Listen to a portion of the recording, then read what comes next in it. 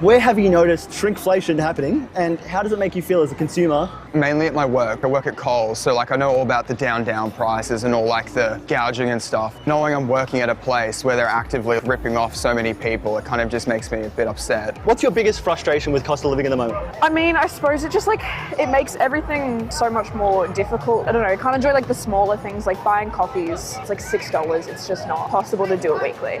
Has rising costs, have they changed your shopping habits at all? They have, for sure. I only shop when everything's on sale. Not only in supermarkets, whenever I'm shopping for clothes as well, always waiting for sales to come out, otherwise everything gets too expensive. How would you say the prices in general have affected you overall? I think I guilt myself a lot over purchases that I make, especially more so now that when I feel like things are costing more. Even with necessities, even if it's something that I shouldn't, like groceries, I'll still feel guilty for buying them, which is stupid, obviously. How do you kind of equate what something should be worth? Yeah, well, either the service can be beautiful or the location itself doesn't have to be that I'm paying just for the actual goods. I'm very happy to pay for the service and the environment. Yeah.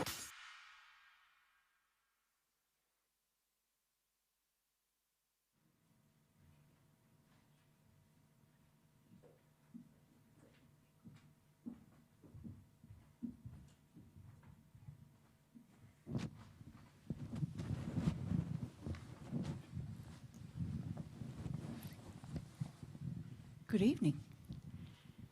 I'm Lynn Holtain. I'm the Exec Director of the Victoria Law Foundation, and a very, very warm welcome to you in the room and online, wherever you may be, to our Law and You Forum for 2026. The price is wrong. Gouging, shrinkflation and the consumer law. It's fantastic to have you with us. But before we get this show underway and I introduce you to our outstanding talent, we would love you, whether or not you are in the room or online, to download the QR code behind me or on the screen if you're with us at home or in the office, perhaps, and answer a couple of questions. We want to know what you think. Is price gouging legal or illegal? Have you ever made a complaint about a product or a service and used your consumer rights? And which of these items before us on the table are the cheapest and the most expensive? We need you to put them in order. For those of you who are too young to remember The Price is Right, of which there are apparently now many, this is exactly what the game show used to be about. You had to order things from cheapest to most expensive. So we're asking you to do that with some consumer goods this evening, and you can do that on your Slido as well, which is also the place to drop your questions. So we will get to the questions in Slido as we can through the evening or towards the end. So please take a minute now to answer those questions and think very carefully about how expensive these items are. You might need to think about the volume. And I'm not sure we have was and now prices on them to indicate whether or not they've been downed. But we will reveal the answers on The Price is Wrong very shortly.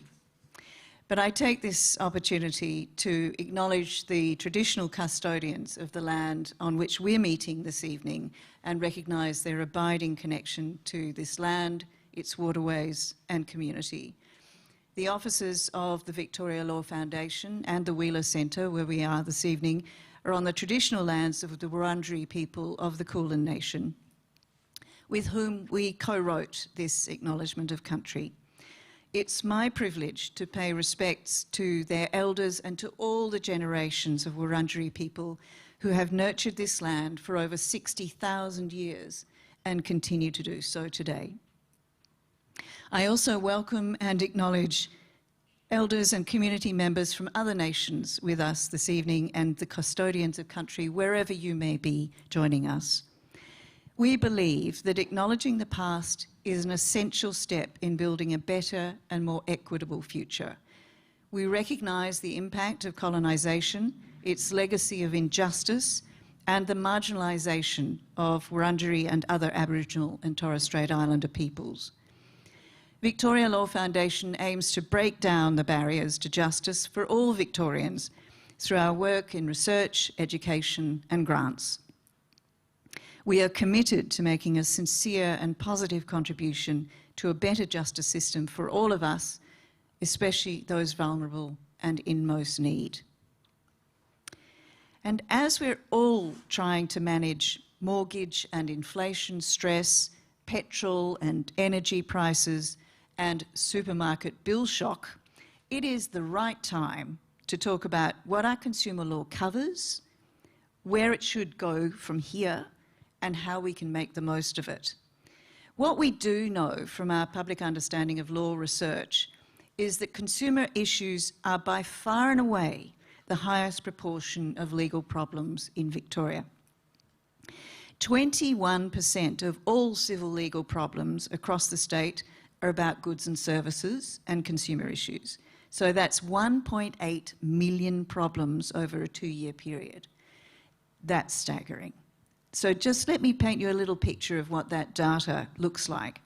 The highest proportion of those problems, consumer problems at 21% of the total, are defective goods. So dodgy things that you buy, lemon cars, all that kind of stuff. That's nearly 60% of consumer problems, followed by issues with tradespeople that clocks in at 20% of consumer problems, and then travel and entertainment services at 15%. So those are the top 3 areas where people register their concerns and their consumer problems or told us about them. And we know that probably the majority of those are resolved or abandoned without any kind of legal process. But we also know that around 20% of consumer problems last 5 years or more. So these are very common problems, and some of them are serious and very long-running and can cause, therefore, an awful lot of pain.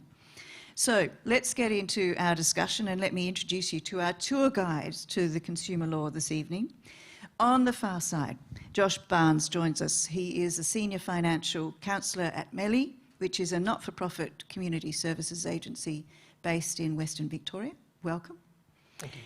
And we have in the middle Erin Turner, who is the Chief Executive Officer of the Consumer Policy Research Centre.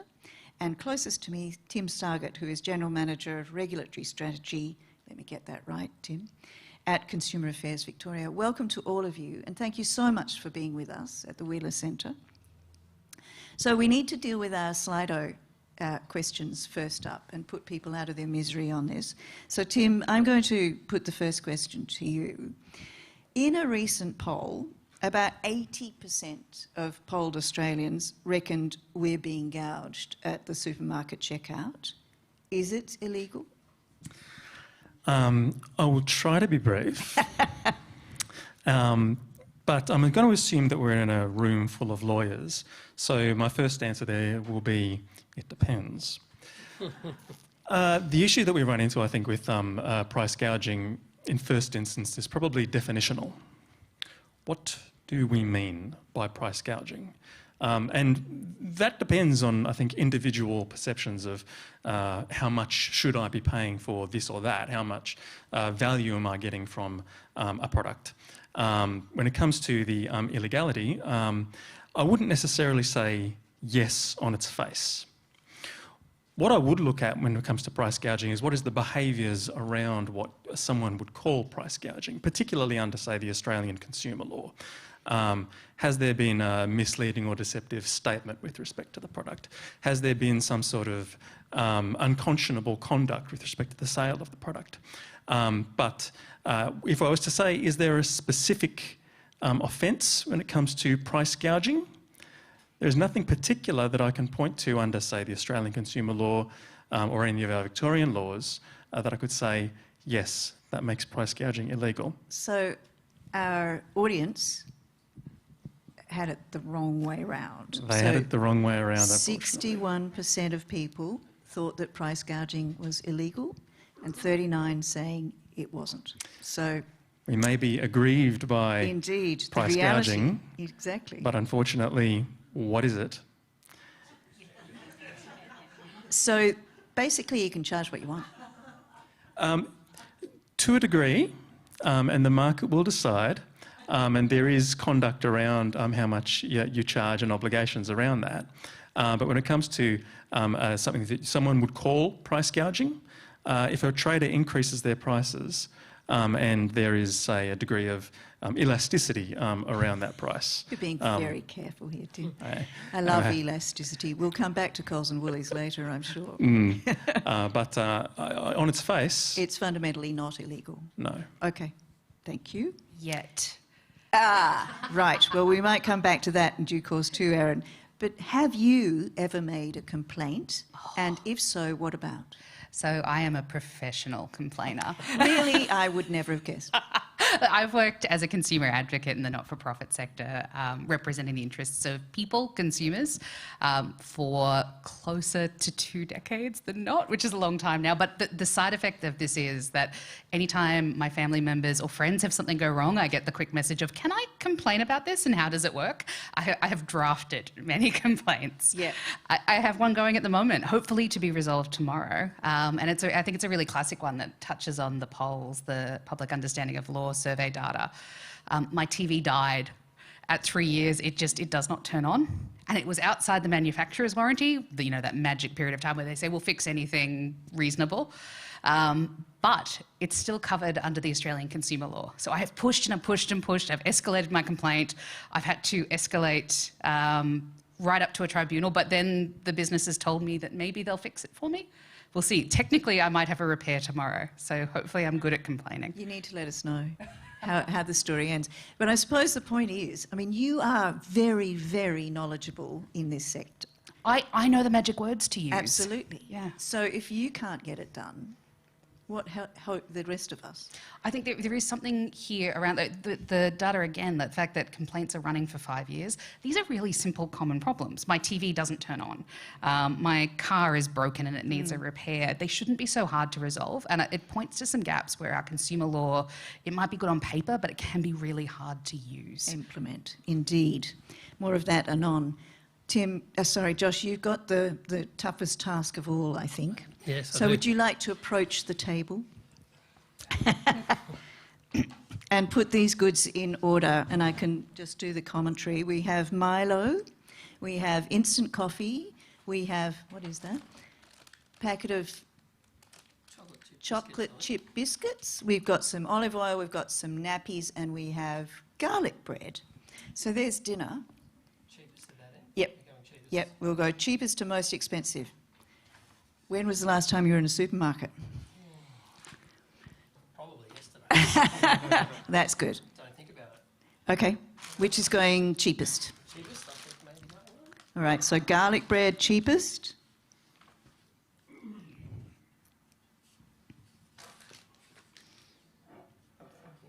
Chocolate chip bickies second, then the Milo, then the coffee, and then the olive oil, and then the nappies.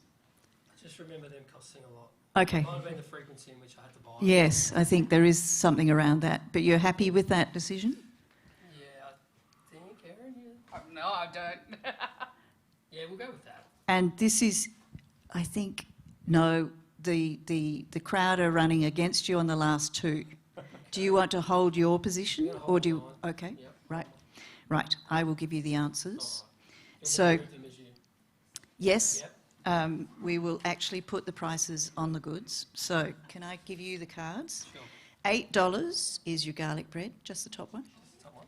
$8. $8 for the garlic bread. This is a bit terrifying, isn't it?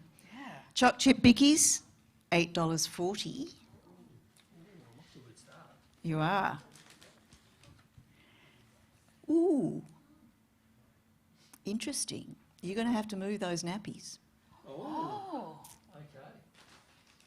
They are baby love. Can I just say that? For those of us who've had to buy them in the past. $10.75 for the nappies, the bluey nappies. Whoops, sorry. Have I got that right? No, I've got that wrong. So can you? I was looking at the back of the wrong card. Do you want to read that one? That's the Milo. Milo. Oh, yes. So you had it nearly right. So Milo at $10.75. Nappies at $20. There we go. That's still pretty good for nappies. Coffee, guess? I saw a 23 there. Yeah, $23.60. For your Makona, what's that, about 500 grams? Yep. And the olive oil is the most expensive at $27. So there we go. That is the price correct. Some would say it's still wrong, but that's what you're paying at the supermarket for a bundle of very common everyday purchases, and that's pretty terrifying.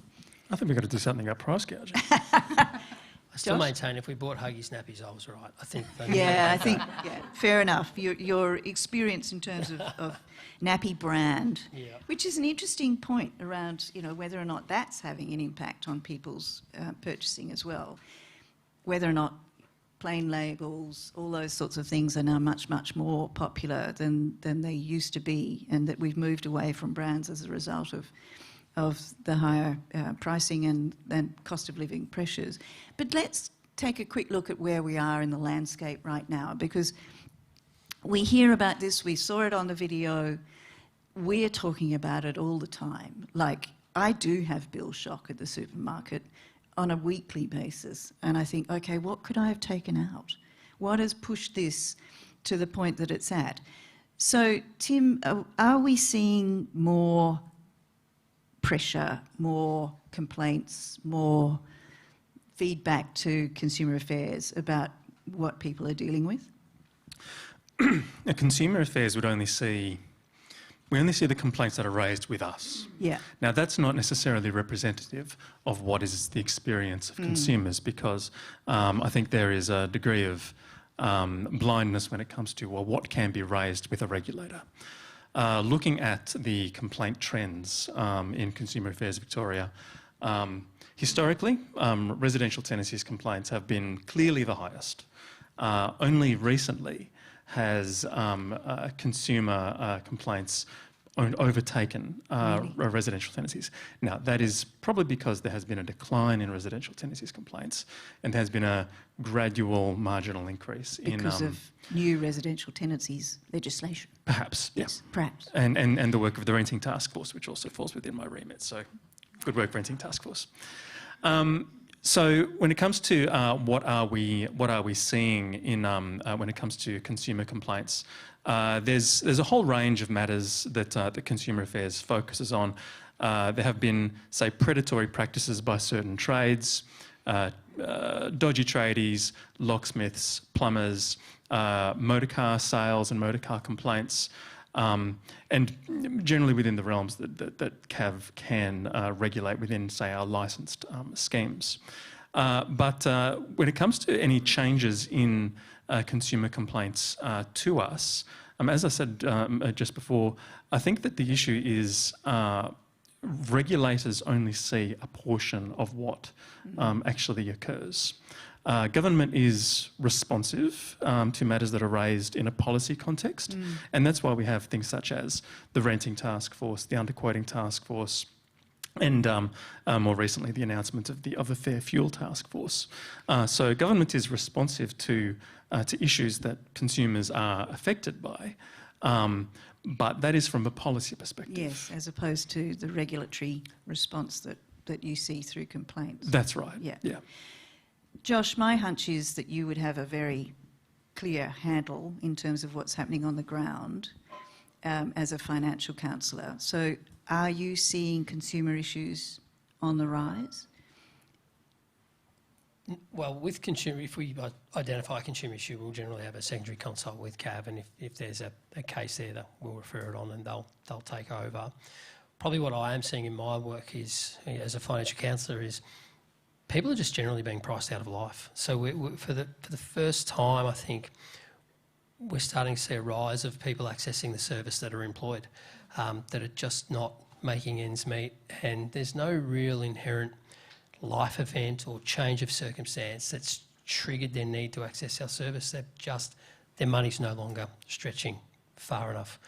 And even sometimes as a financial counsellor, there's not a lot you can do in that situation because there's nothing, there's no specific issue that needs to be fixed. So that's really concerning to see people priced out of life that way. One of my colleagues ran an experiment not too long ago where she set up an online order from one of the supermarkets and she just hit order every week, week in, week out for 6 months. Wow. She obviously went and bought other things that she needed outside of that particular order, but that order alone rose by, I think from memory, that order alone rose $80 in 6 months from when she first started it. So our experiment here is, our experience of thinking, geez, is that what that all costs? Yeah, so that's $80 in 6 months. It was a bit that's scary. Extraordinary. And she ordered exactly the same things week after week. Yeah, that order never changed. Yeah. Yeah, and it increased by $80. That's a neat experiment. Erin, you're in the policy space. So in terms of the sorts of pressures that Tim was describing and the way government responds or doesn't, what are you hearing and seeing that are the sort of hot button issues in consumer landscapes? I think the general affordability problem is one I just want to echo and support that comment because it's and it's very interconnected. Housing prices are really high for people whether you have a mortgage or rental, and then that feeds in to pressures you face in the supermarket with car costs and everything else. When it comes to specific consumer problems, I think one of the challenges we have in policy is we don't always know the nature and the scope of these things. It's why data sources like polls and the work that we do at Consumer Policy Research Centre helps to fill those gaps.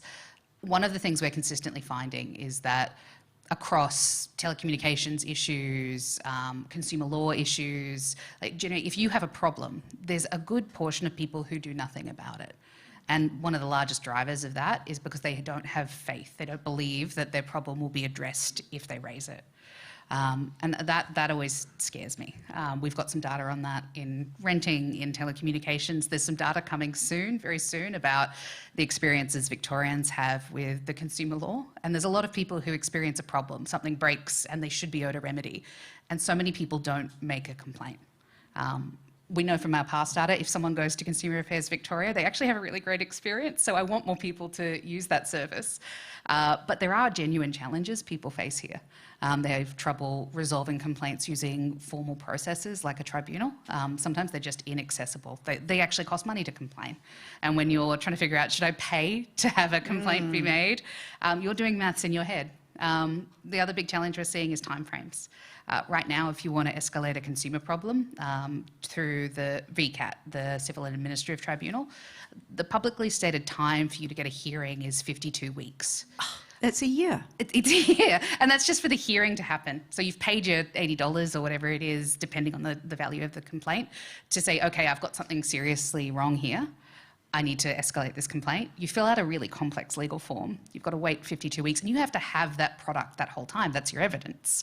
You've got to have your broken car that might still have debt attached to it. You have to have that broken TV. And you might have to have a new car in order to get where you need to go. Yeah. There's these really practical barriers that mean that even though we have rights on paper, they're not working in practice, particularly when you've got other stuff going on in your life. And to add to that point, you alluded to before about like the broken TV that could take 3 years to get remedied, the car that could take 3 to 5 years. Now, if someone's entitled to that remedy, 3 years without a television, 3 years without a car, that's a long time to go. So the other thing we see is those complaints never get lodged. The client just goes and buys a new TV or goes and gets the car repaired. Yep. Just quite often doesn't have the funds and so then takes on unsecured debt in order to do it. Okay, and then we're back in priced out of life territory. Absolutely. Yep. Oh my God. Okay, so let's talk about what is on paper, to use your phrase, Erin. What is the structure around our consumer law? What does it look like? Because we have a divided system. Tim, we've got federal legislation under the Australian consumer law. We have the ACCC and the federal bodies which are both regulatory and sort of they take action, as we've recently discovered in very graphic detail against supermarkets. And then we have Consumer Affairs Victoria, which deals in different territory, is that right? How does the state-fed thing split? Very similar territory. So the divide is there's an agreement between the regulators, but it is a shared jurisdiction between the Commonwealth and the various states and territories. So the ACCC does have a broad concern over consumer and competition. So they look at the overall state of markets and the ebb and flow of that, and the way that, say, major players such as Coles and Woolworths may behave within those markets. Consumer Affairs and our other state and territory counterparts, we are more concerned with the affairs of consumers. It's in the name. And so consumers can raise complaints directly with us, say, where there is an issue with consumer guarantees or products or services that have been provided by whomever is supposed to provide a service, such as a tradie or a plumber or a locksmith. And so we do support consumers in those matters, but yes, as you say, it is a divided jurisdiction. Yeah. And then we have a whole lot of complaints bodies, like, you know, you can make a complaint to CAV, but you can also go to an ombudsman, utility ombudsman, telecommunications ombudsman, Victorian ombudsman, if it happens to be a government issue. So there are that sort of cluster, if you like, of complaints bodies, and the financial AFCA, which stands for exactly what, Josh, can you recall? Australian Financial Complaints Authority. There you go, it's pretty straightforward, really. And then there's ASIC, which also has a sort of national responsibility for the behaviour of corporations in the marketplace. So it's a pretty crowded space and very confusing. So do I go to ASIC or AFCA? Do I go to the ACCC or CAV? Erin, tell me. I feel like in my side gig as a professional complainer, this is the question I'm always answering for people. Just where do I go? Where do I go? And what magic words do I use? Do I say that this company misled me, or do I say that my consumer guarantees are breached? This is, do you know what? I'm often using the information from CAV or the ACCC, who have great guides. That's my if you don't know, start there. And Choice's website, choice.com.au, is also really useful. But in terms of where to go, it depends. The first thing, like the easy answer is the first thing you raise it with the business. Go, hey, this is not working, this is wrong, something, I would like to see something fixed, go there first. Not a lot of people have love at that stage, and that's why we have these escalation bodies. And you end up with the specialty options. So some industries, the ombudsman model is where, you know, if you've got an issue with telecommunications, energy companies or financial services, you can make a free complaint to an ombudsman and it will be resolved for you. Ideally, you can run that through to a resolution that's binding on the company, but you can always go to court if you're not happy with it. So it's a really flexible option for consumers. If anything falls outside of that, then think about your other complaints options. State and territory fair trading bodies often have a source of help, and they can be really practical. They can poke the business to get them to do a little bit more. I'm sure Tim can talk about that. And then actually where you go from there depends. It's different in every state and territory. It's this hodgepodge. This is the broken complaint system. In Victoria, we've got a tribunal, but if you're in WA, you don't. You've only got magistrates court. Other states might have a tribunal that doesn't cover consumer complaints and may take some depending on the issue. South Australia is a really mixed bag. It's so dependent on where you are and what the problem is, and that makes it really hard to navigate. Why do you live in Albury-Wodonga? Exactly. What if you're on the border? Do you go to NCAT? What if the business is in Albury and you're in Wodonga? These things can fall outside, and sometimes even we've seen cases where tribunals say, oh, we can't deal with that because that business is out of territory. And that leaves you just going, oh gosh, there's nowhere for me to turn. This complaints problem, I think, is one of the things we really need to get on top of to make our consumer rights real. So Tim, CAV also has its regulatory function, and that's your specific bailiwick. But what role do regulators play in improving life for consumers? Because I think it's sort of at one remove. It's not the complaints function, but you are trying to influence market behaviour, I suppose, to put it that way. Yeah, there are a few layers that I would probably pitch that, because there is that entry level that Erin was referring to. Say you have raised a complaint with a trader or a body that's supposed to owe you a guarantee with respect to a product. And a point of escalation is Consumer Affairs, and we have a thing called a frontline resolution body that can help with conciliating a dispute or with a trader. But as matters rise, they are then referred on to other parts of CAV. Let's say there's a clear breach of obligations that occurred. It can be escalated to our investigations and compliance, or one of our task force teams to then investigate the matter and then potentially take compliance and enforcement action for a breach of one or more consumer laws. But when it comes to that point that you raise about the role of the regulator, it's what I would call the regulatory shadow. We seek to influence behaviours within markets. So let's say we have in the realm of underquoting. So in the property market, something that affects cost of living, say the cost of houses, the way that properties are priced or the pricing is estimated can influence, say, the price that you offer for a property, and that can change the ebb and flow of the prices within that market.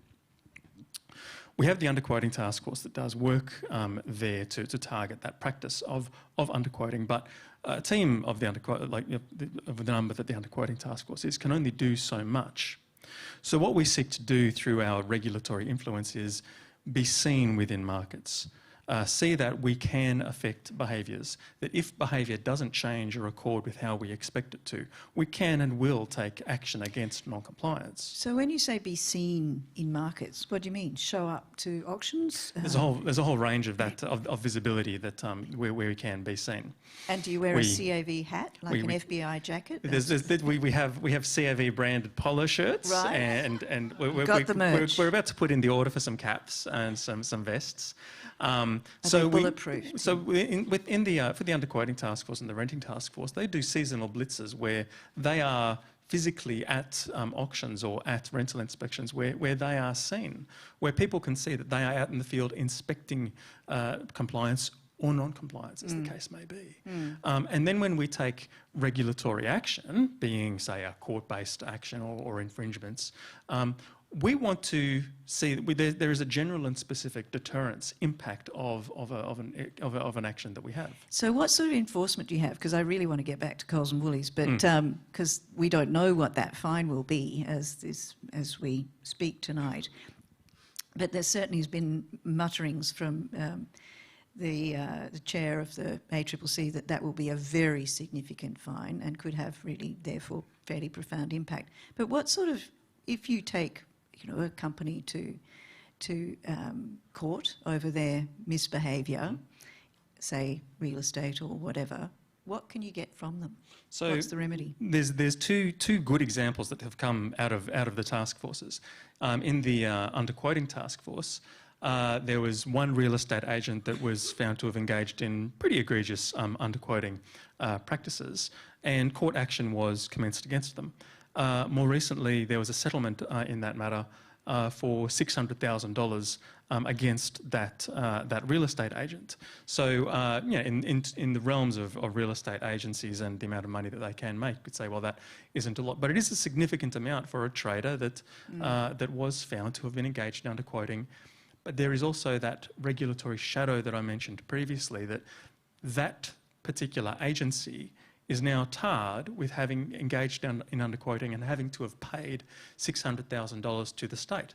Another more recent example when it comes to renting is there was a particular rental provider that was engaged, that had unfair terms in their rental agreements and engaged in failures to comply with the minimum standards. They paid a $1 million penalty to Consumer Affairs for their unfair terms and failing to meet the minimum standards. That is a major penalty that then has an impact on their share cost because they had to publicise it. The penalties that they pay is not the only penalty that they incur. It's reputational damage. It's reputational. Yeah. which I want to come back to because it seems to me that the media has an interesting role to play in this. But let's talk Coles and Woolies because we all want to. So, Erin, can you very briefly set out exactly what they did?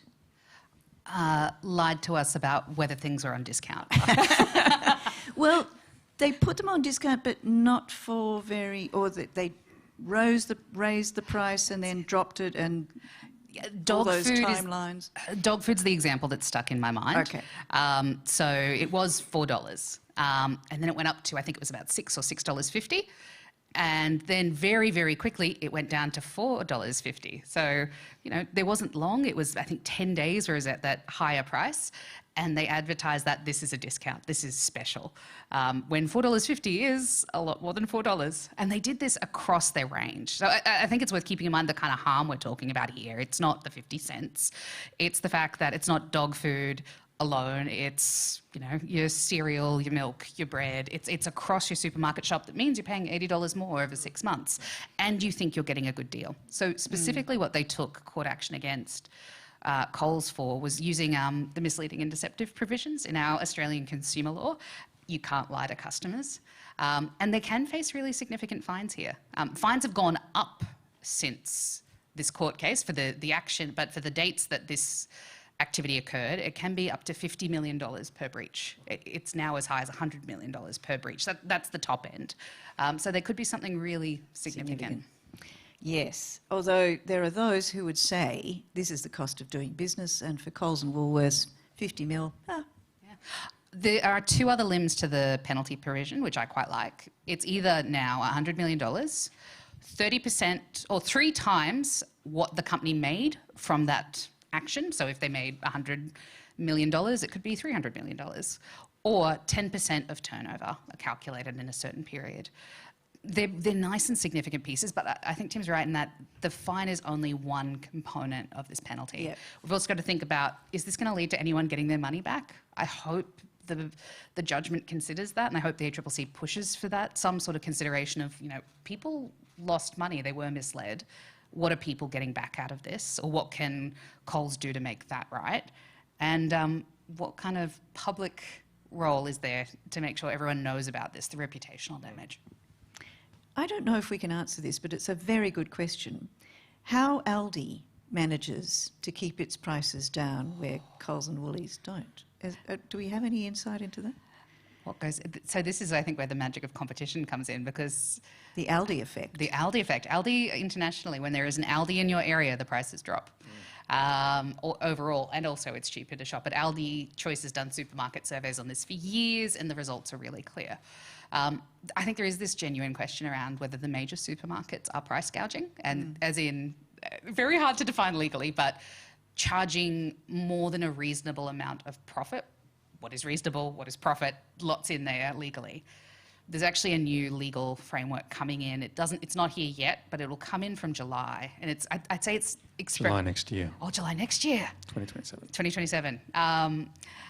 It's experimental, I'd say, even internationally. It only applies to the 2 major supermarkets, very large supermarkets, the 2 majors.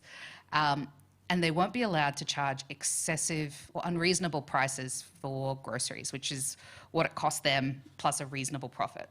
And we don't know what that's going to look like yet, but it could help deal with some of this. Sorry, I thought you were talking about unfair trading practices. You may be right. Yes, the supermarket stuff is July this year.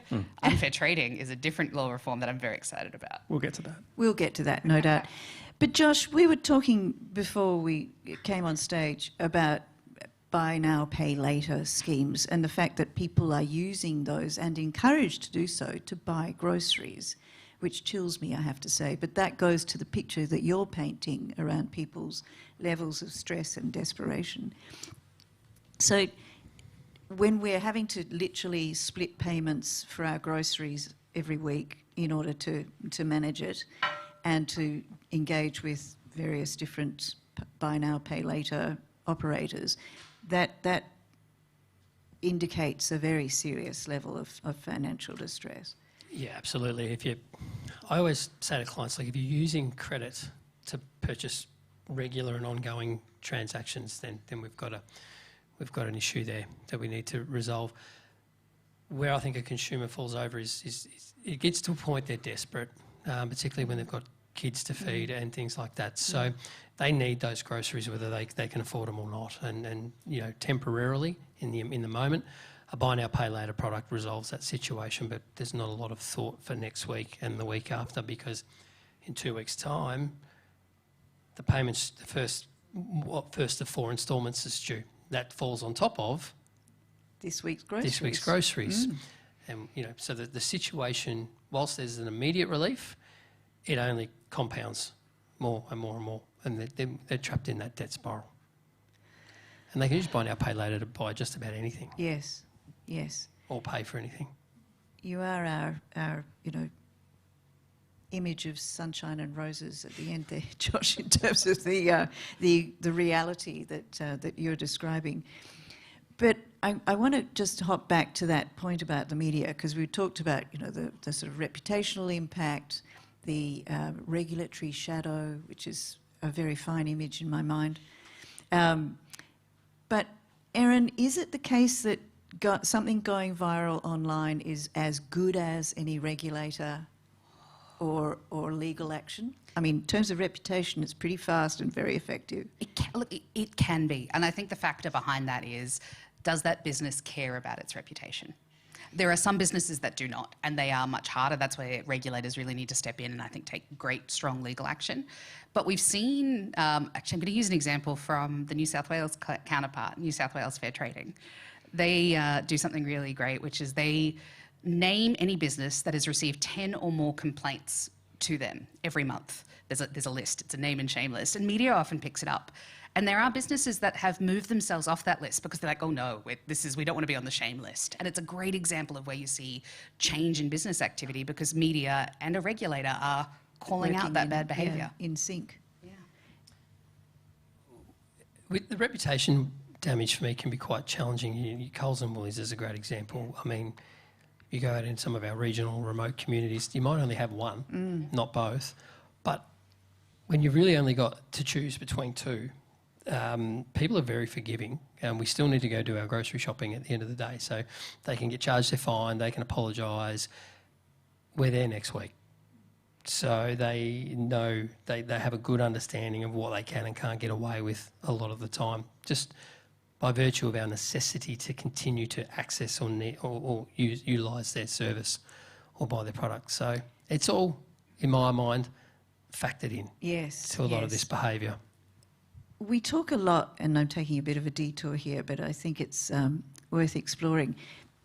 We talk a lot in Australia about the fact that we're a small market. We're only 28 million, and therefore we only have 2 major supermarkets, 2 airlines-ish sometimes, 1 major DIY gardening store because competition against them has failed.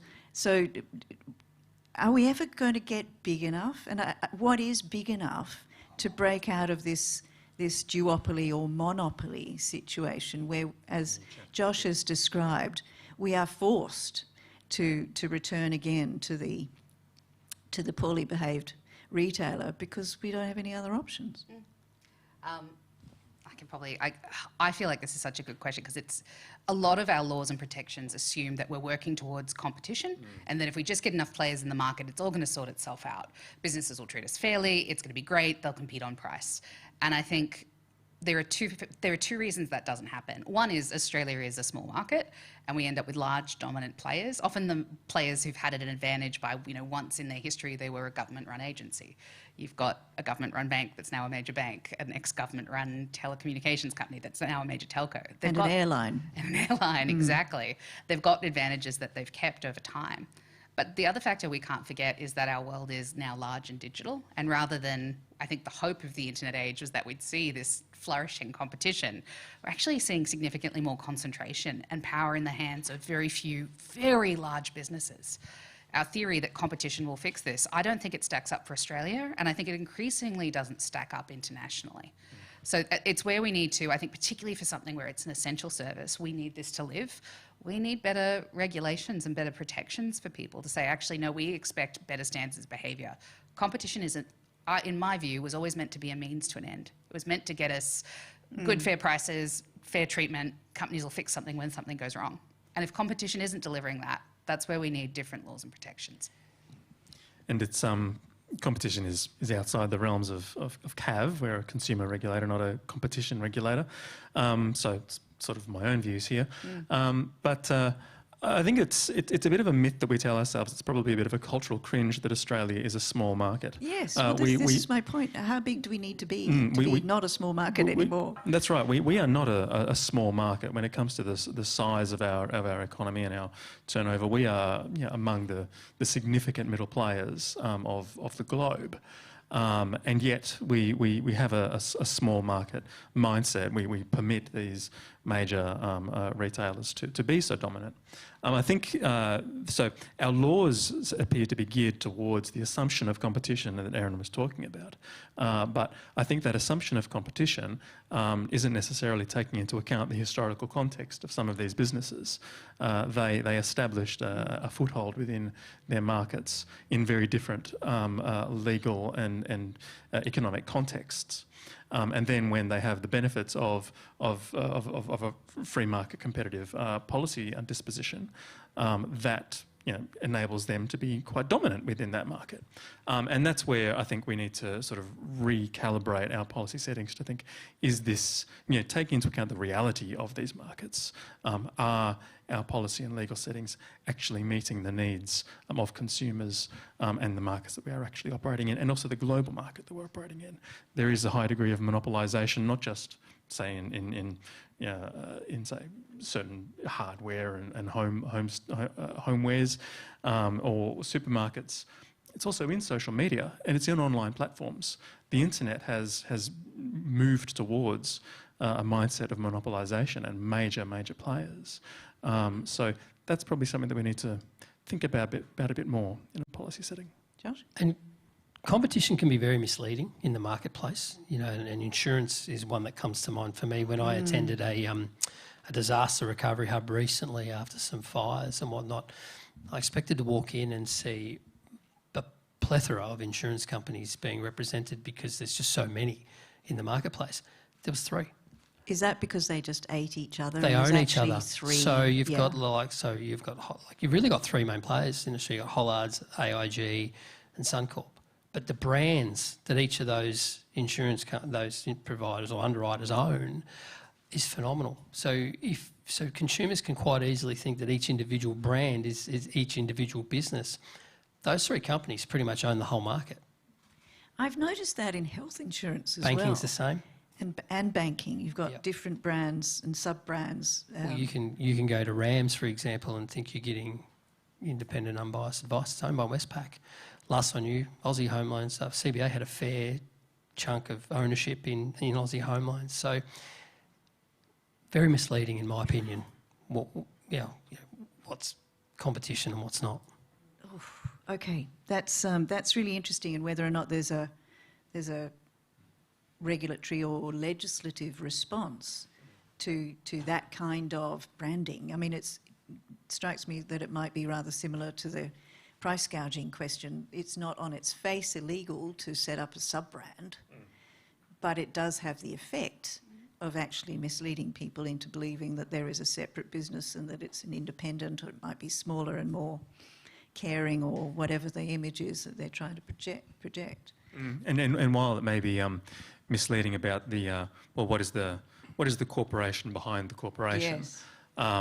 What is the harm when it comes to the consumer? And that harm may be a bit more. It's indirect. The harm to the consumer isn't necessarily in when it comes to this question a direct financial detriment that you can easily quantify. This thing is going to be more expensive than that. It goes to the behaviour of markets and the way those markets affect consumers' ability to maximise their utility. So we're late-stage capitalism. Should we just call it that and move on? But even with the insurance one, I find really interesting. You can have a disagreement with that insurance company, like whoever you access your insurance through, and you can go, right, that's it. I'm going to protest with my money. I'm going to take my money somewhere else. You go and get a quote at a different insurance company. Your money still flows back to the same company in the background. Yeah. So where's the incentive for them to play nice? because if you ultimately end up with a different market face, so to speak, they're still getting your money. Oh dear. Okay. I want to answer some questions around where we go for help and how we actually respond to the sorts of problems that Victorians are telling us they've got. So, dodgy products, is that a CAV problem? CAV can help with dodgy products. A great example more recently was Pandamart, where it was a major retailer that had several thousand products, dangerous products, taken off their shelves. So, so they're an online. No, Pandamart they had I think 2 shops here in Victoria, discount products. Okay.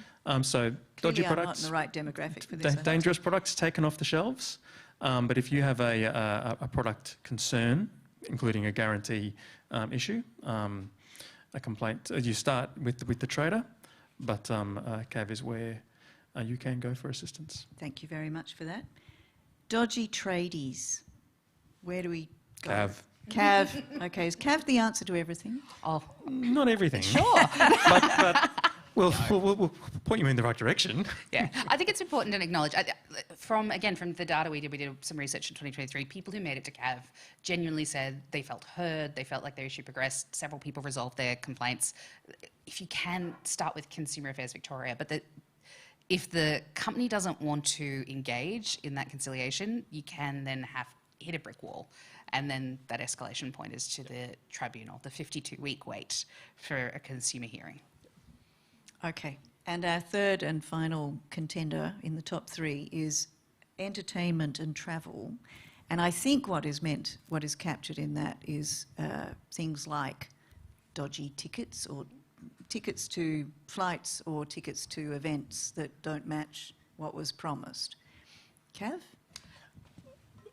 I haven't seen these types of complaints, but I would think possibly. Or the TIO, if it's a telecommunications issue. Yeah. There's also, we're not there yet. It's currently being considered by government. We're kind of in final stages, but there will soon be an airline ombudsman, which is fantastic. There's something that calls itself like an airline complaints resolution body. Really, it's an email forwarding services. They don't have the ability to decide your complaint, but they're setting up an ombudsman in this space because so many people have had problems that it's caused by 2 companies. An ombudsman is a really good solution for this. So let's go to that, because Europe has a very impressive regime certainly around flights, and the compensation you get and the accommodation that will be paid for if your flights are delayed and all that sort of stuff. Is that where we're headed, or not that far? Erin's swooning at the prospect. I've written a report on this in previous roles in my life, rattling around the consumer sector for a while, as you're probably picking up. So the European system is fantastic if you haven't experienced it. If your flight is delayed by a certain number of hours, you get money. If it's cancelled, you get a certain amount of money. In some cases, it can be worth it for you, depending what you need to travel for. But really what it does is it incentivizes airlines to fly on time more. It means that fewer flights are delayed for reasons within the airline's control. So it fixes the bigger problem, as well as putting people back in the position they should have been in. And they can buy a sandwich in the airport if they need to. A grossly overpriced sandwich, yes. no doubt. Look, technically we should have access to these rights. It's one of the challenges with, I think, our Australian consumer law is it's really principled. Our Australian consumer guarantees, so your right to a refund, repair or replacement if something goes wrong, and there's some nuances in there. It should cover you if a flight's delayed. These apply to airlines, and they should be compensating you reasonably if there's a significant delay and giving you refunds if they can't get you from A to B in a reasonable period. They fight you all the way, though. And our law is expressed in these big principles around reasonableness, whereas in the European rights framework for travel, it's so black and white and easy to understand. There's pros and cons to it, but it means that, again, it can be really hard to enforce in Australia. I'm waiting for that ombudsman. So has it made a difference in Europe? Do the planes run on time? Yeah. Okay. I wouldn't say it's universally, there'll be still some countries where there's some delays. You might expect to be on a sunny beach for a little bit longer. That's okay. But largely it's improving flight times compared to Australia. So it does have the impact that was intended of improving corporate behaviour. Yeah, and people get their money back, which is sadly not what we saw in Australia during COVID. A lot of people got vouchers, and vouchers that, until consumer advocates kicked up a huge stink, were going to expire. There were groups of people who would never have been made right. Yeah, it goes on and on. Another really interesting question around the use of AI in complaining. So have you seen Claude and ChatGPT sort of formulated responses coming through to CAB? Not that we've detected. There is an app for that. But I wouldn't be surprised if we have received some AI-assisted complaints. I think that when it comes to the use of AI by government, I think with so many technologies, government, close your ears, is notoriously slow in some of these things. But I wouldn't be surprised if the use of AI to assist complaints is something that we will see, and then the use of AI to help assess them. An issue when it comes to use of AI by government is the obligations that apply to us when it comes to exercising administrative obligations. And discretion. That's right. When say you raise a complaint with government, or government makes a decision that's going to affect you, and you decide to challenge it on administrative grounds, and a discretion is exercised, government has to be able to explain why it didn't make a decision that affected you. If it said, well, we used AI to help us make that decision, how would you respond?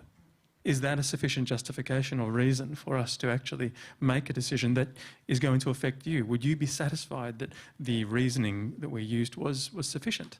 No. No, and I don't think these days a court would agree to the use of AI in those circumstances.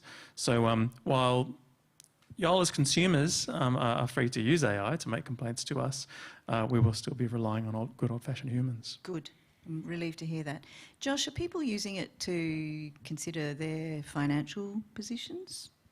Is AI being, in your experience? Yeah, put in your household budget and... Quite possibly, yep. Well, yeah, they are. I mean, I've seen media coverage of people, using it to adjust their share portfolios and things like that. So, and I know of a book around investing that talks about running filters like parameters through AI to stock select and things like that. So yeah, I don't know of anyone personally or any clients that use it, but I have no reason to think that they wouldn't be using it. There's a chill that runs through my heart though at the prospect of putting any kind of personal financial data into an AI tool. I guess it depends if it's closed source or open. Yes. That's the issue. But finance companies, I'm utterly convinced that finance companies are using them, using AI in their responses. Like when I'll put through a hardship request or something like that, you can almost predict what the response is going to be in terms of the offer.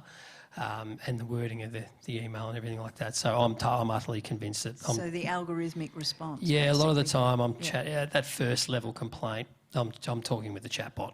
A lot of the time, it's not until I escalate that I'll then sort of get to a real person.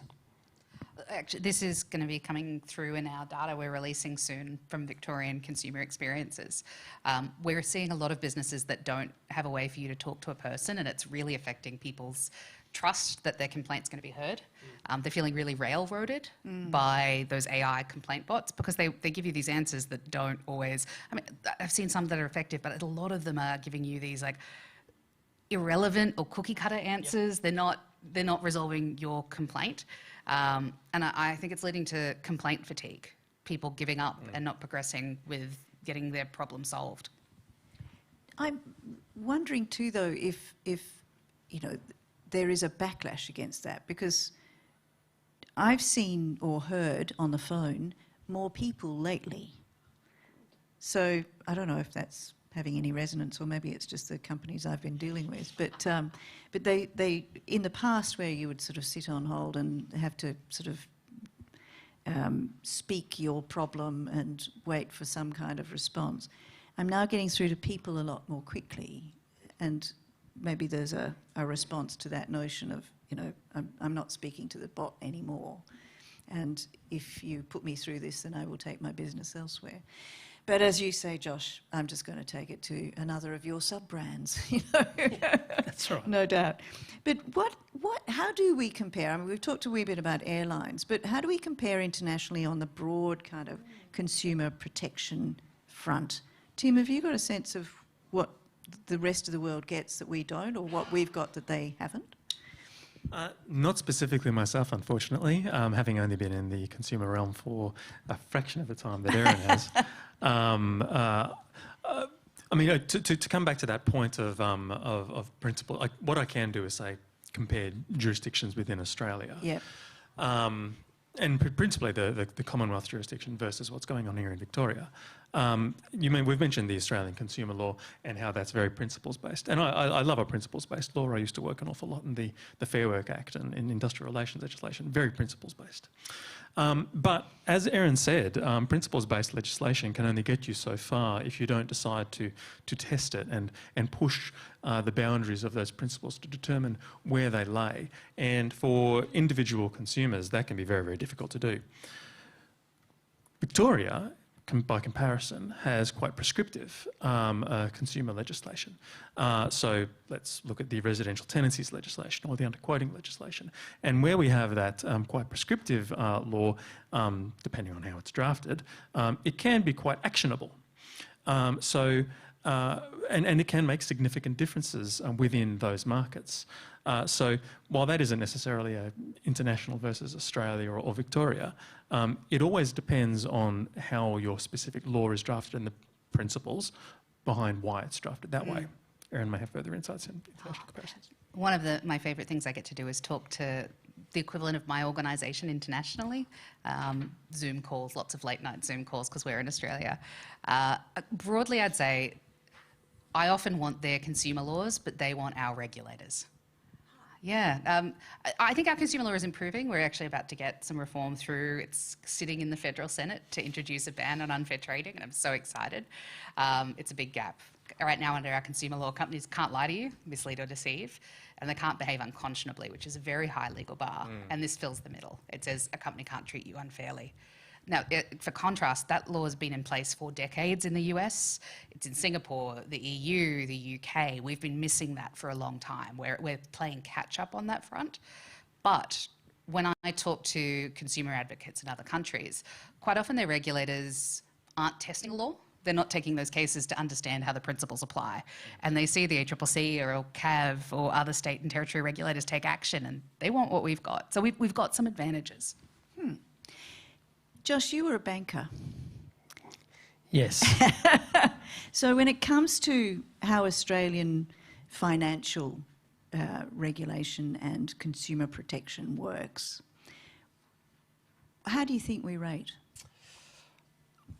Well, I never quite made it to Wall Street, so I don't know what it looks like over there. But my time in banking, you saw more and more regulation come in. Then we had the Royal Commission. I'm not a fan of the Royal Commission. I think in some ways it actually made the finance sector worse. How did it do that? I think there was a series of unintended consequences. You know, there was some introductions like credit reporting and credit scoring and things like that. What I've noticed in my role now as a financial counsellor post-Royal Commission is it just gave birth to a whole new industry of lenders that, you know, the banks complied, did the right thing by and large, and I find the big fours are generally really, really good to deal with. It's when we get outside of the big fours and we get into the second and third tier lenders that we have the issues. And those second and third tier lenders, in my experience, their whole business model is around sort of how do we sort of get around these new laws and regulations, you know. So we'll create a whole business model where we'll lend to people with poor credit history, or we'll lend to people with low credit scores, and we'll actually make that vulnerable customer our whole business model. That, you know, they've been locked out of mainstream lending as a result of the changes that the Royal Commission brought in. But then we've got the next tiers that have sprung up. Proliferation of dodginess. Yeah, and they just go, well, that's okay. We're going to ignore the credit score. We're going to ignore the prior credit history. We're going to come up with some creative credit assessment criteria, and we're just going to charge exorbitant interest rates, exorbitant fees, and we are a country built on credit. We rely on credit for our whole economic system's founded by credit, sort of, rather than cash. And I think consumers have just come to the point where they just accept it. They just accept, okay, I'm going to have to pay that rate. I'm going to have to pay those fees if I want what it is that I want. Classic example is that unsecured loan for the $5,000 car repairs that I don't have. I need the car back on the road. I've got to get to work. I've got to get kids to school. I've got to do the shopping. I cannot wait 5 years for this to go through VCAT, etc. I'm just going to get the loan. Okay, it's going to be 25%. Okay, so be it. And away they go. They're desperate. The big four will say, well, sorry, you don't meet our lending criteria. That's okay. So they end just up somewhere else. Down and down the line until they find someone. Yeah. So the unintended consequence for me was just a second and third tier in credit industries. Sprung up like that weeds sprung up, between the pavers. Taking advantage of the vulnerability. So is there a way to regulate that? I mean, or are there always going to be novel responses which get around these particular responses? There is a report on the CPRC website about how to regulate this. Fancy that. Very specifically, we've looked at mortgages. One of the challenges we've got with this is that you've got your Credit Act. We've talked about the messiness of the consumer law. Financial consumer protections are even worse. They sit across the Insurances Act, the Asset Act, the Credit Act, the Corporations Act. And underneath that, there's more regulation. And underneath that, there's still a lot of industry self-regulation and codes. So what are my rights is a really hard question to answer. And what do I do about it is even harder. Although, go to AFCA. But when it comes to a lot of those protections for people who are getting credit, they sit in industry codes. And the Big Four actually have a pretty good code. I think there's room for improvement, but it's actually pretty strong. It means that when something goes wrong, they're going to help you largely. Customer-owned banks are currently reviewing their code. It's okay, it could improve. And then there's a group of banks, the AFIA code, and it's the weakest of all. We've put them side by side. And then there's some banks that aren't even covered by any codes. So there's no rules about how they'll treat you if you lose your job or you're in hardship and you seek a financial counsellor. So we've just got this hodgepodge inconsistency, and lifting all lenders up to a basic standard that says when something goes wrong, we'll treat you with this level of respect. That would be such a bare minimum great requirement that means that we can trust that when we get credit, we're not going to be at a real loose end if something goes wrong. I have realised that I have failed to address one of the key questions that we have put this evening, which is shrinkflation. Because we have an outstanding question. I love the way this has been put. What can be done about shrinkflation's evil stepsister, planned obsolescence? So, so we're once again in the dodgy product domain, because for those of us who understand fully what planned obsolescence is, I think you're experiencing it with your television, Erin. I am experiencing it. All right, planned obsolescence, when companies design things that fail too soon. I used to work at Choice, and we constantly got these letters from people they'd been members for 50 years and they've had the same washing machine. I've gone through washing machines every 4 or 5 years. I don't know what I'm doing. Probably I'm pressing the wrong buttons. But things aren't lasting as long as they used to, and you're not imagining it. We have some general protections under our consumer law, but they're not really specific enough to go to this. There are some amazing protections all around right to repair, which planned obsolescence is part of it. There's great reforms happening in Canada, in the US, across the EU and UK, and we want to see them here in Australia. We don't have the momentum on this yet. I want to do this. I love the questioner who asked this, because this is one of my absolute hobby horses. We are missing these protections to get our products repaired and to make them last longer in Australia. Can I just say hallelujah for whoever forced through, and whichever jurisdiction it was internationally, the universal plug for mobile phones? Yeah, that was the EU. Yeah.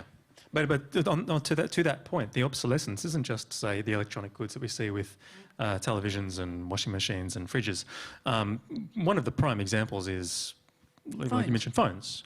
Very, very expensive products that we turn over very, very regularly. The obsolescence is in the latest software update that you may receive. A great example is I think one of the largest phone producers, if not the largest phone producer, rolled out an update to an affected version 12 of the phone. There were significant slowdowns in the phone's performance. So that was absolutely intentional. Not necessarily. I wouldn't necessarily ascribe intentionality to it.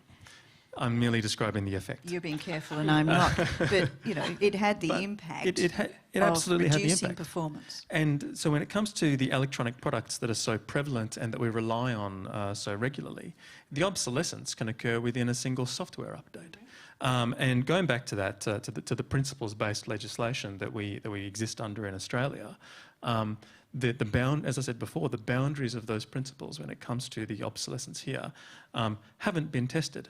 And in the absence of right to repair and the extension of that to, say, software updates, we have some spongy rights around that could still be tested, that it may apply, but we just haven't pushed it.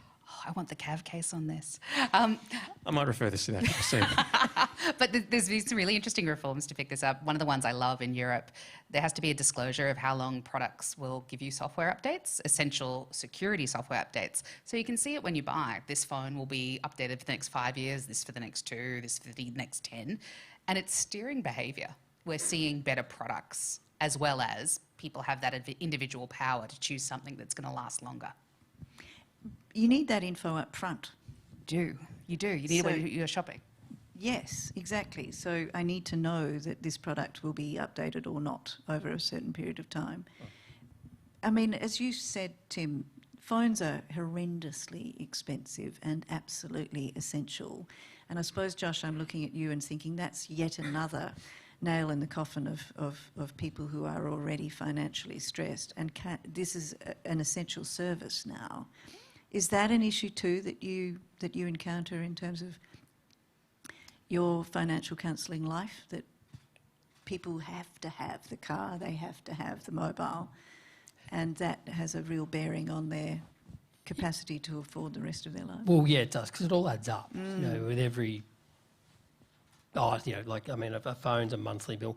Probably for me, the other concern I have is when I work with clients is just how many different devices they have. Like, I've got an iPhone and I've got an iPad and I've got something else, and they all really, by and large, essentially do the same thing. But we've got to have one of everything, and that's all rolled into one plan, and then all of a sudden it's some of the telecommunication plans I see on a monthly basis are huge, and you think, well, we need to cut out some of the devices. How does that go down?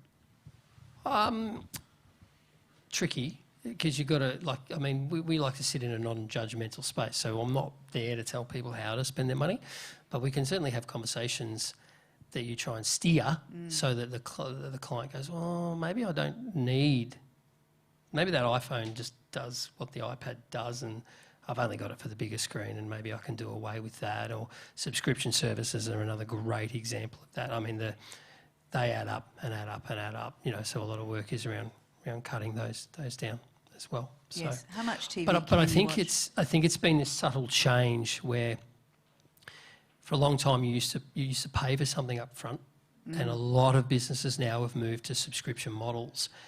And an individual subscription doesn't look like much. $12.99 for Netflix doesn't look like much. But then, so when you're making that purchase decision, you're looking at it individually. You're not going, well, how many services am I currently paying for? Or how many subscriptions do I currently have? You're just looking at that one in isolation, and you're going, yeah, I can afford that. But not when you extrapolate it out across the sheer volume that you have. And every business is going to that model because it's just much more cash flow. Locks people in. Cash flow, and it locks them in. It's cash flow sustainable. And that's the big hurdle.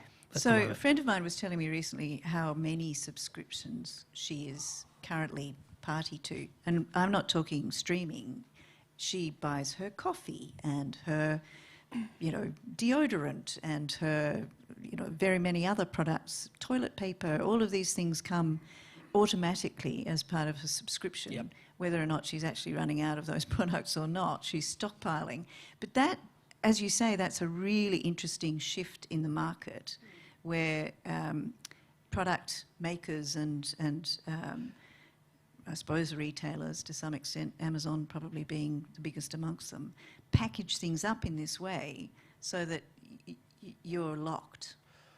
It's not uncommon for someone to come in and go, well, I've got Netflix, I've got Stan, I've got KO, I've got Paramount, I've got Amazon, I've got YouTube, I've got Spotify, I've got iTunes.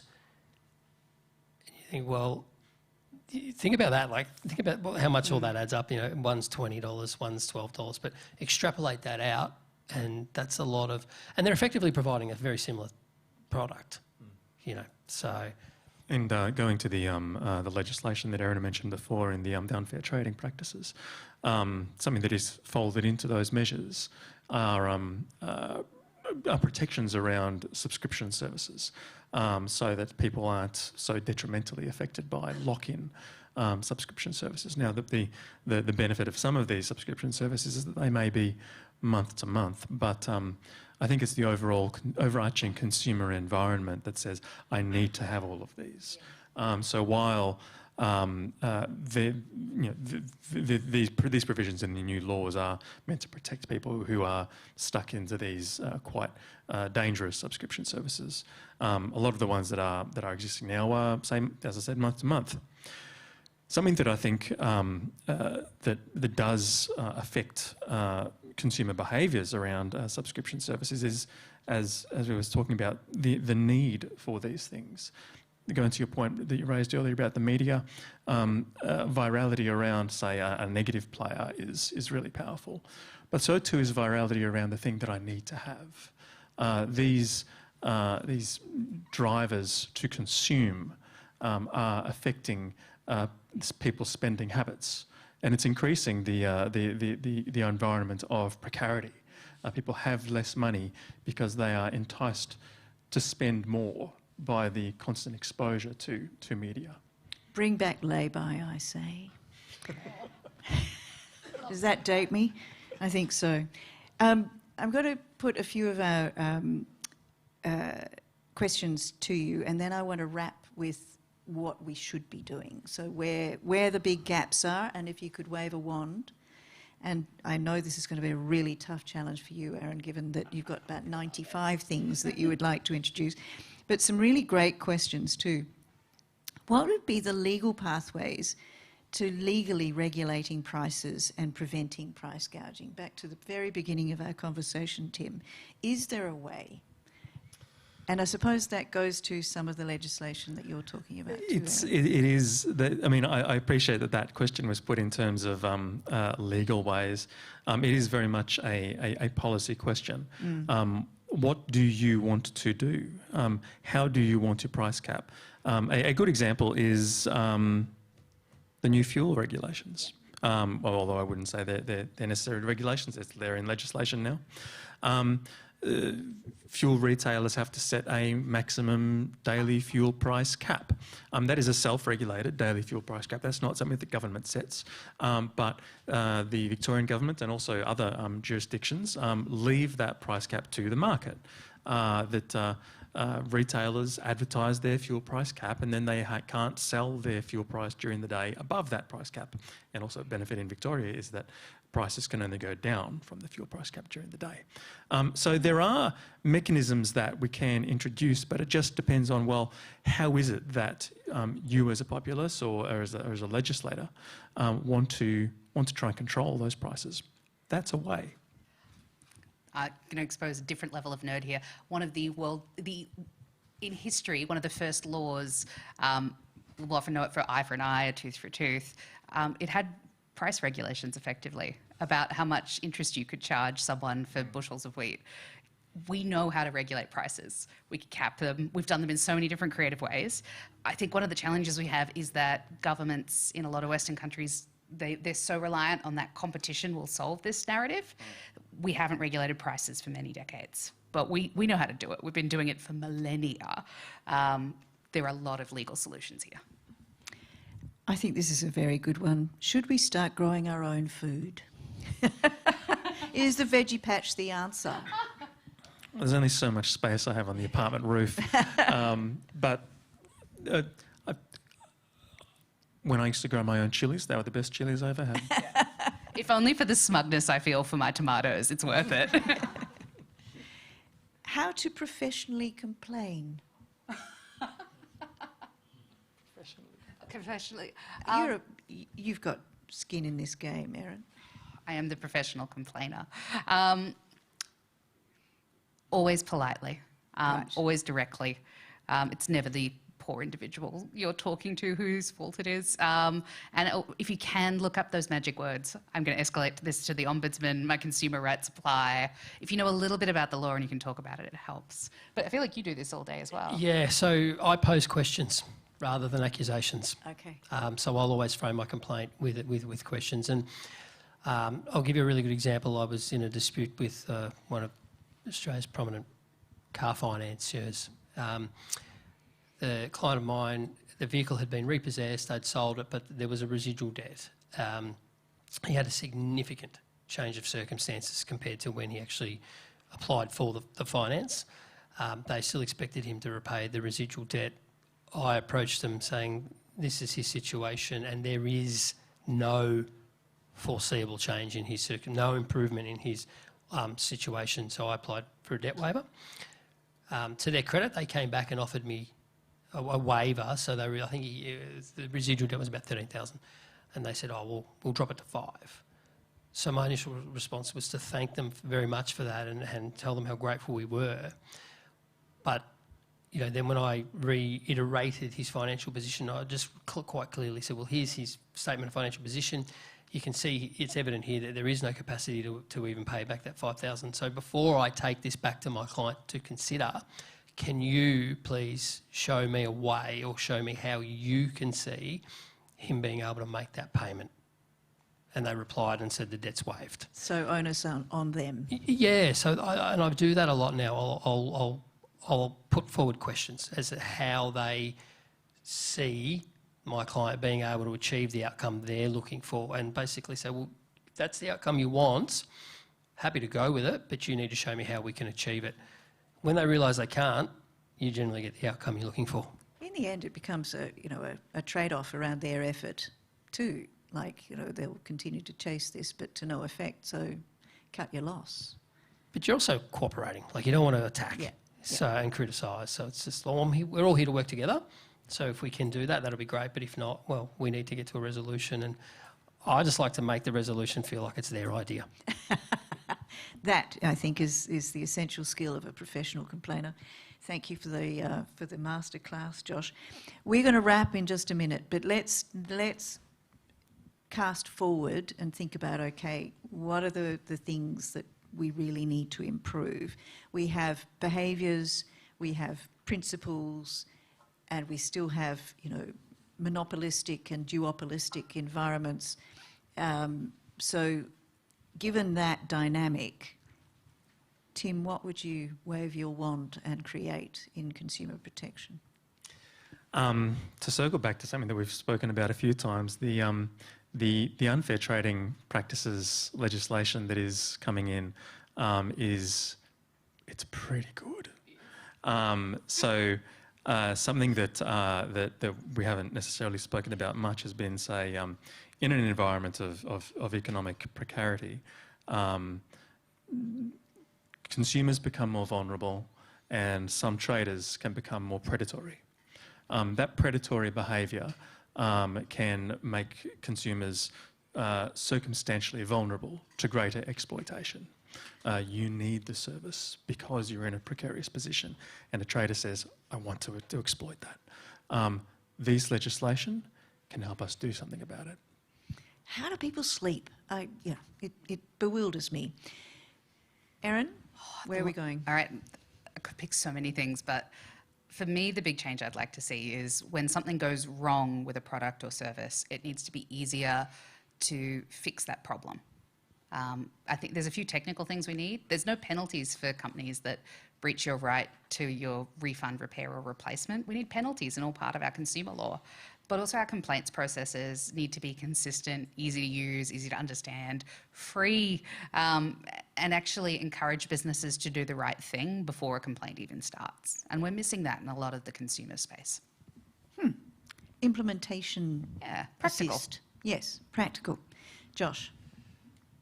For me, it's in my line of work, I probably think more education and awareness. I know I talk a lot about credit and debt because it's where I sit in a lot of what I do and my background, but I think more education and understanding around the implications of unsecured credit, but also changes in behaviour, which will come as a result of education around before entering into a credit contract, understanding the effects it's going to have.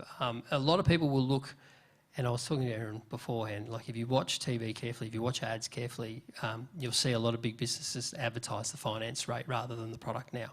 You know, for Harvey Norman's a really good one of that. You know, you'll watch car manufacturers, Toyota, Nissan, they'll advertise their finance on how you can get into that new car at this low rate. So they're So not the cost of the car, no, but the finance cost of the deal. finance. Yeah, that's right. And a lot of, you know, when you sit down and apply for finance, you'll get told the repayment. A lot of finance companies train their staff to not talk rate, but talk repayment. Yeah, I can afford that. Great, you can afford that. Let's go. So when you're sitting there thinking you can afford the repayment, I always urge people, look at your savings. So how often do you actually put that repayment away each month in savings? And if the answer is, well, I don't, can you really afford it? Because you're not saving it. So just that sort of, you know, resisting unsecured debt for consumerism. And does that education start at school? Where do we? Well, I don't know. When I went to school, there was no finance subjects. No, none whatsoever. So yeah, I think it does start at school. So it's something I'd like to see improved. Yeah, and I understand. You know, we talked about buy now, pay laters earlier on tonight, and I do understand and accept the desperation that some people are in when they are just priced out of life. But wherever possible, I just think twice before entering into credit for expenses that by and large are going to be reoccurring and ongoing. Wise words. We're going to have to wrap it there, but thank you so much indeed for being with us. And can I ask you all to express your appreciation? Josh Barnes, Erin Turner and Tim Stargett. And also my great thanks to our VLF team that have brought this evening together, Vicky Doig, Diana Caputo, Rebecca Hicks and Zhigang Wei and Hugh MacDonald for the stats out of the Public Understanding of Law survey, and also to our very kind and effective Auslan interpreters. So thank you all for being with us. If you missed anything and if you'd like to see it again, it will be available online very soon. And we look forward to seeing you at our next event. Cheers.